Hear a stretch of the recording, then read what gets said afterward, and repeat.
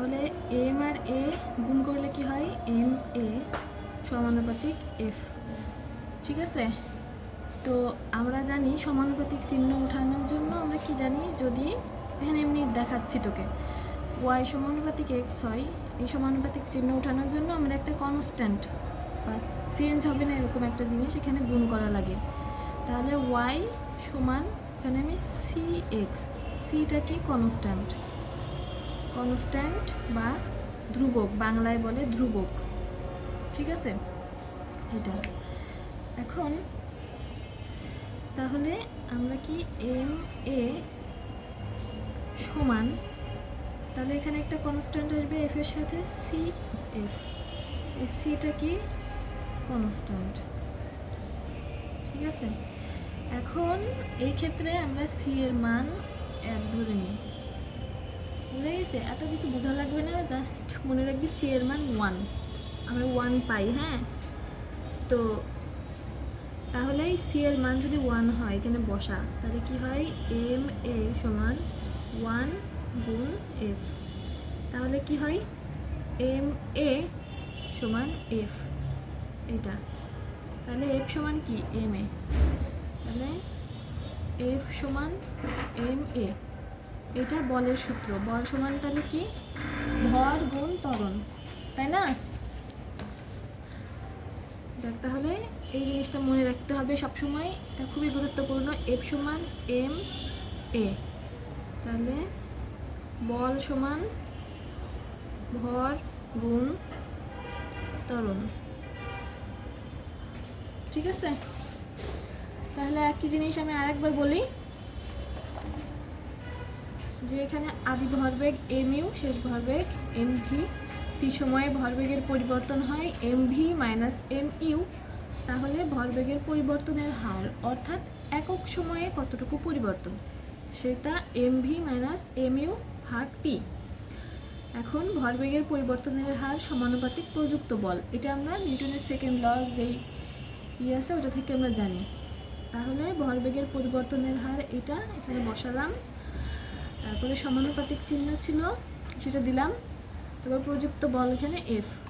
ঠিক আছে, এখন এখান থেকে এম কমন নিই, এম কমন নিলে কি থাকে, V minus you by T সমানুপাতিক এফ। এবার এমটাকে এভাবে আলাদা করে লেখ, তাহলে V minus you by T, এইটা সমান ত্বরণ। ত্বরণ মানে কি, অ্যাক্সেলারেশন এ, তাহলে এম এর জায়গায় এম বসলো গুণ এ সমানুপাতিক এফ, তাহলে এম এ সমানুপাতিক এফ। এখন সমানুপাতিক চিহ্ন উঠিয়ে দিয়ে সমান চিহ্ন আনার জন্য এখানে একটা কনস্ট্যান্ট দরকার হয়, তাহলে এম এ সমান সি এফ। এই সি এর মান আমরা 1 ধরে নিচ্ছি, নিলে কি হবে, এখানে তাহলে 1 বসা, তাহলে এটা তো গুণ আকারে আছে, 1 গুণ এফ, 1-এর সাথে যা গুণ করে সেটাই হবে, তাহলে এম এ সমান এফ। তো জাস্ট সমান সমানের এই পাশের এটা ওই পাশে, ওই পাশের এটা এই পাশে লিখলে এফ সমান এম এ। হ্যাঁ, এই যে এটাই সূত্র প্রতিপাদন করা হলো, প্রমাণ করা হলো আর কি, এফ সমান এম এ, এটা সবসময় মনে রাখতে হবে। ঠিক আছে, তাহলে যদি কোনো বস্তুর ত্বরণ যদি 0 হয়, তাহলে ভর যদি এম হয়, কোনো বস্তুর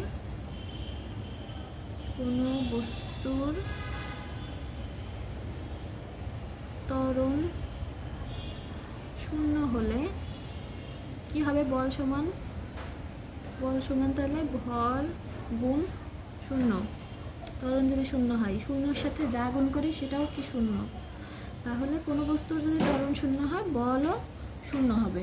ঠিক আছে, তো একটা এক্সাম্পল দেওয়া যাক, মাসুমের ভর, না মাসুম না, একটি